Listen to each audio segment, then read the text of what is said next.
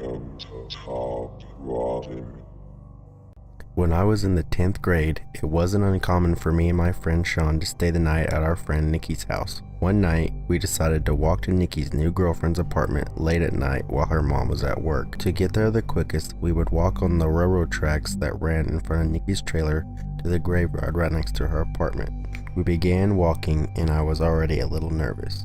We were not only walking along the train tracks in the pitch black, but cops could see us up there during certain spots and we didn't want to get in trouble.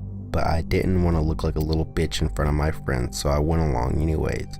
After a minute of walking, we came upon a bridge where the tracks went over another road.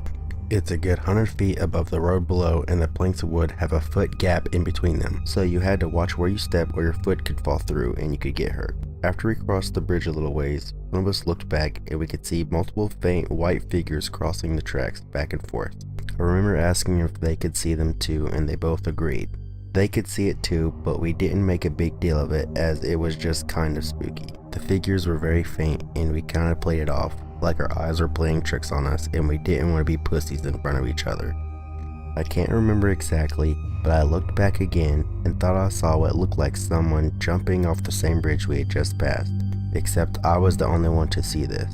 This is when I started to get really creeped out, so we all decided to pick up the pace and run to get to her place faster. After getting into her place and chilling for a few hours, I began to fall asleep. Right as I was about to fall asleep, Nikki told me his girlfriend's mom somehow found out we were there and would be calling the cops if we were still there when she got home. We ran past the graveyard, back into the train tracks, and towards the same bridge where we saw the same figures. I decided to run with my head down, staring at the tracks because I couldn't take looking at them again. The next morning we woke up and talked about what happened the night before. None of us could believe what happened on those tracks that night. We walked the tracks hundreds of times before and never seen anything like that. Now that I have a car, I cannot imagine walking on those tracks, especially at night, especially alone.